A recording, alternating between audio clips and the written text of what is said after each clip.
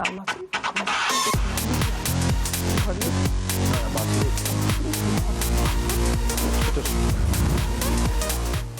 Troisième et dernière partie de notre émission consacrée au football international. Nous parlerons de la Ligue des champions en Europe et résultats de quelques grands matchs et plein feu sur l'outre-mer. Avec nous, le retour de Walter Oyono, le ex-pro gabonais qui joue des matchs de gala maintenant, des matchs avec des troisièmes mi-temps. Je peux vous dire que ces troisièmes mi-temps ne sont pas déplorables.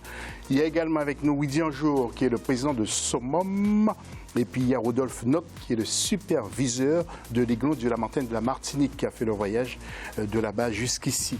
On le remercie beaucoup. Et puis l'Aiglon du Lamentin qui était en France. On vous dira pourquoi dans quelques instants. Tout de suite le jingle, on s'adresse aux internautes.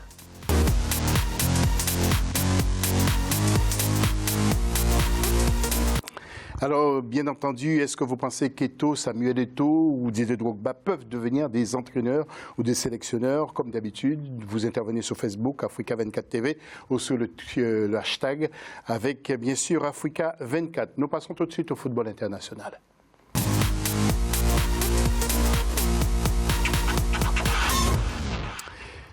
Et l'UEFA Ligue avec quelques résultats. Regardez, donc Pays-Bas-France, les Pays-Bas qui ont malmené les Français. C'était vendredi soir. Croatie a battu Espagne 2-1. C'est une surprise. Italie, Portugal 0-0. Angleterre, Croatie 2-1. Suisse, Belgique 5-2. Allemagne, Pays-Bas, c'est ce lundi soir. Et puis Portugal, Pologne, mardi. Walter, quels sont les résultats qui vont vous inspirer? Que pensez-vous de ces résultats? Surtout Croatie qui bat Espagne. Écoutez, ces résultats... J'ai dit 2-1, j'ai vu afficher 3-1. Non, c'est 2-1. C'est 2-1. Allez-y. Ces résultats reflètent, n'est-ce pas, comment je peux dire ça, le renouveau de certaines nations, n'est-ce pas, notamment la Croatie, qui depuis la Coupe du Monde nous a gratifié d'un super football. Nous étions qu'elle est tombée sur une équipe plus forte, donc la France. Et par contre... ces résultats mettent beaucoup de doutes un peu sur l'équipe de France qui, depuis après la Coupe du Monde, fait des matchs un peu caïn-caïn. Est-ce que Didier Deschamps ne devrait pas partir, ne devrait pas quitter la sélection maintenant? C'est une question à laquelle je ne peux pas répondre. Rodolphe Notte ou Widi Anjour, que pensez-vous? Est-ce que Didier Deschamps doit rester encore? C'est pas des qu'il est mauvais, Rodolphe Notte. Non, je pense que c'est pas encore le moment qu'il quitte parce que, bon, il a déjà un contrat et je pense que si on le vire actuellement, ça va coûter très très cher à la Fédération française de football. Widi Anjour? Non, moi je trouve que, bon, avec tous les bons résultats qu'il a fait et puis la connaissance de ses joueurs, le choix de ses joueurs, je pense qu'il a encore de belles années devant lui. Hein. Il fait du bon travail. Il fait du bon boulot.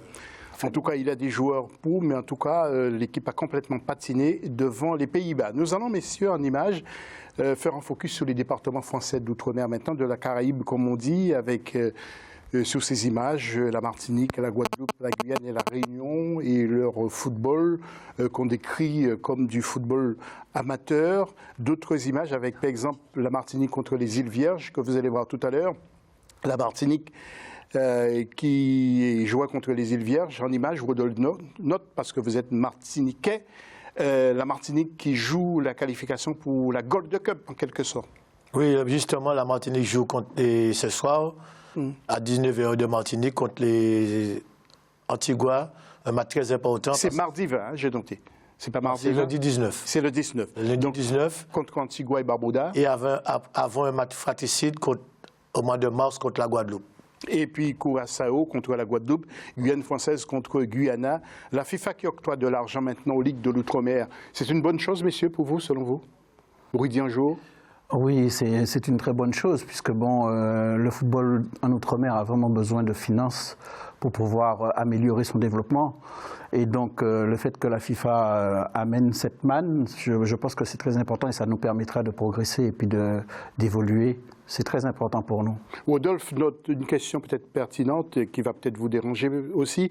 Vous n'avez pas peur que cet argent soit éparpillé n'importe comment? Est-ce que vous pensez que les ligues de l'outre-mer peuvent gérer correctement cet argent? Non, non. Surtout, il y a un problème qui est crucial, que tout le monde oublie, c'est que l'argent pour le football, oui, c'est pour former les cadres, mais il faut que les collectivités suivent pour créer des stades adéquats pour la haute compétition. Walter, votre regard sur ce football antillais, ultramarin? Écoute, moi, très franchement, je pense que le football ultramarin souffre un petit peu de ce problème de moyens, de manque de moyens.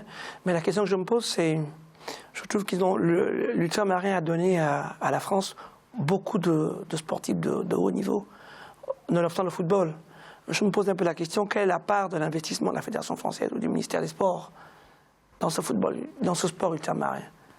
Parce que c'est les mêmes mots à chaque fois. Oui, et qui se perpétuent. Alors justement, la Coupe de France, vos équipes ont participé à la Coupe de France, 7e tour, et nous allons voir les résultats. Et sous les 11 équipes, messieurs, il n'y a qu'une seule qui s'est qualifiée pour le 10e tour, c'est l'équipe de l'Aiglon du Lamentin contre le Stade Poitvin. Alors, Rodolphe, vous étiez le superviseur de l'Aiglon du Lamentin en France, vous êtes venu superviser. Comment ça s'est passé? Vous venez 8 jours avant pour regarder les équipes lorsqu'il y a la Coupe de France comme ça? Pour tout vous dire, je suis arrivé 15 jours avant, parce que avec l'expérience que j'ai eue, parce qu'il faut dire aussi que le staff de l'Aiglon actuel, c'était le staff du club franciscain. Jean-Marc Sivou et moi, on était au club franciscain, donc on avait déjà fait l'épopée de la 32e de finale contre le FC Nantes, et on nous a amenés pour faire un projet à l'Aiglon. Voilà, et donc on a vu avec l'expérience qu'il fallait superviser le club qu'on rencontrait 2 fois, ça veut dire une fois à domicile et une fois à l'extérieur, vu que ce n'est pas les mêmes systèmes employés pour un match à domicile que les matchs à l'extérieur. Donc, je suis là depuis le 31 octobre, donc je suis allé à Poitiers, où il m'est arrivé une anecdote très comique, c'est-à-dire que j'étais perdu dans le stade, et c'est les flics qui m'ont ramené au match. D'accord, ok. Et je suis allé à Pau le dimanche dernier avant le match. D'accord. Alors, Widian Jouveau, vous êtes venu pour nous expliquer à nos téléspectateurs dans tout le monde entier ce que vous voulez faire avec votre association SOMOM pour le football de l'outre-mer. C'est quoi exactement? Eh bien, voilà, donc nous avons constaté un petit peu les problématiques de nos jeunes, surtout de nos jeunes. Hein. C'est parce que, justement, tout ce qui est senior, tout ça, je pense que, il faut voir l'avenir. Et donc, c'est pour ça qu'on s'adresse aux jeunes talents, donc les espoirs. Et donc, nous allons leur proposer de mettre en place un dispositif d'accompagnement ou d'immersion, enfin, un dispositif qui va leur permettre de pouvoir découvrir un petit peu comment ça se passe réellement dans les structures dans l'Hexagone. Et surtout, ce qui est très important, c'est de mettre ces jeunes-là à leur niveau. C'est-à-dire que ce n'est pas la peine d'aller les mettre automatiquement dans un niveau national, que ce soit U17, U19 ou même U15, donc les insérer dans leur niveau et leur permettre de progresser, d'être vus, d'être Vous allez les couvrir en quelque sorte avant de les envoyer dans des clubs de haut niveau, dans des grandes équipes? Oui, tout à fait. On va les insérer, on va leur permettre de découvrir, on va leur permettre de venir en métropole. Pas seulement le football, hein, parce que là on parle de football, mais c'est pour tous les sportifs, hein, et notamment nous ciblons les sports porteurs aussi, il faut dire. Hein. Donc parce que on espère permettre à des jeunes d'atteindre le niveau professionnel, d'acquérir toute la formation qu'il faut pour qu'ils puissent devenir professionnels. Donc c'est l'objectif de cette association, permettre à ces jeunes d'être performants et d'être confrontés au haut niveau. Jacques Bad, ancien pro au Paris Saint-Germain, nous parle de ce football de la Guadeloupe et de la Martinique. Écoutez. C'est un constat et j'ai bien le sentiment que nos jeunes sont peut-être moins performants, ou les autres, ou ceux qui sont dans l'Hexagone sont peut-être plus performants qu'eux. Et oui, on est obligé de le constater.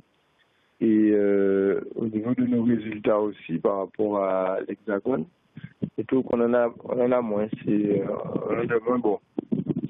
Et vraisemblablement qu'il y a un souci que nous n'avons pas étiqueté, mais qui existe.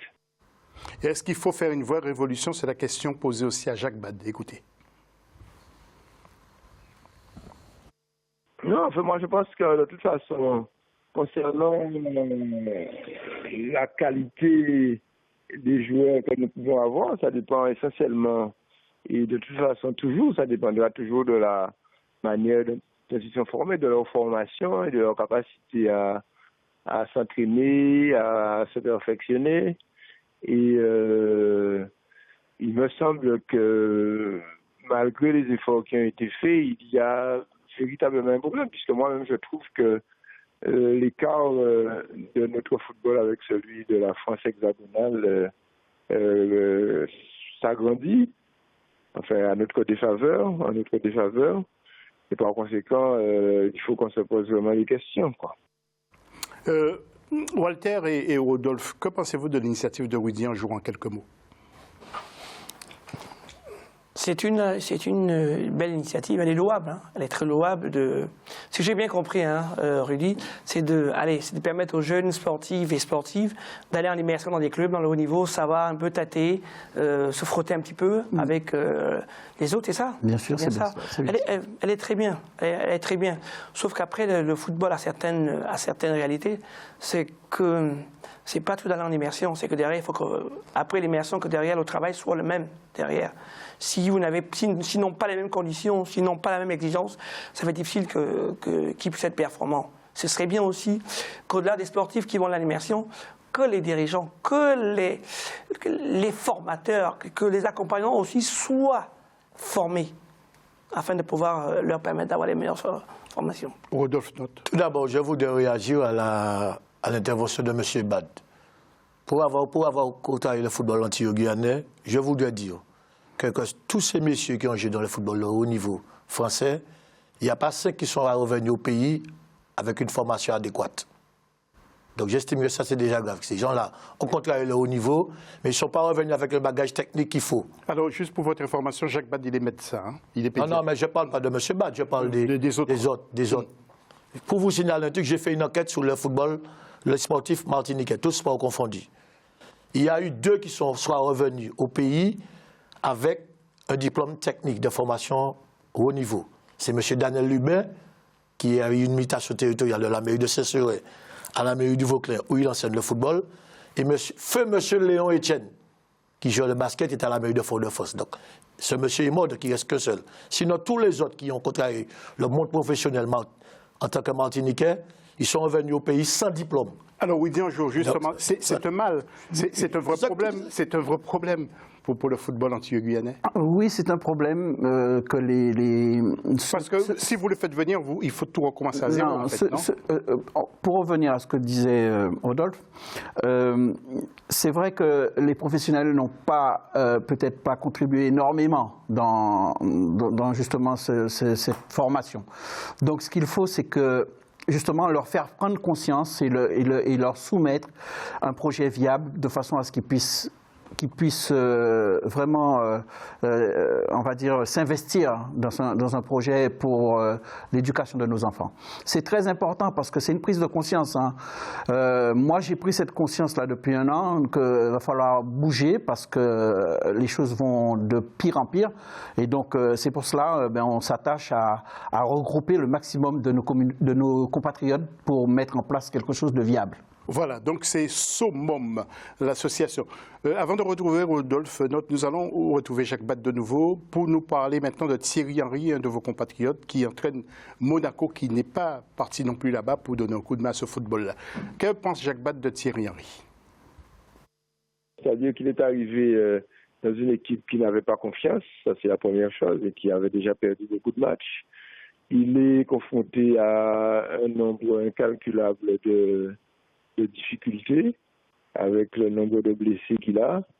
Et donc, je pense que pour le moment, il est en train de manger son pain noir. Mais bon, il faut espérer qu'avec sa connaissance du football, enfin, que l'on lui reconnaît, avec son calme, il faut espérer que quand il aura à nouveau à sa disposition suffisamment de bons joueurs, que les choses s'améliorent. Mais moi, je lui fais confiance, enfin, franchement, puisque je trouve qu'il a une attitude digne, sans entrer dans la critique vis-à-vis de ses joueurs. Et il a fait jouer beaucoup de jeunes au dernier match contre Paris. Je pense qu'il a des chances de remonter la pente. Rodolphe Note, un petit mot en quelques secondes, parce que nous sommes, normalement, l'émission est terminée. En quelques secondes, ensuite Walter et ensuite Rudy. Allez-y, oui, comme vous voulez, mais votre mot de conclusion. Eh bien, je pense que Thierry Henry, c'est toujours le même truc. Hein. Thierry Henry, c'est un bon entraîneur, mais c'est dur à dire, mais il n'a pas la culture antillaise. Hein. Oui. Walter. Sur Thierry Henry, écoutez, pas grand-chose à dire sur Thierry Henry, c'est qu'on juge un maçon sur le premier mur, dessus le mur, et voilà, on va juger au fil des temps. Voilà. Et juste un petit coucou comme ça à mes filles, j'ai promis de leur faire un petit bisou, Sonia, Soraya et Fatima.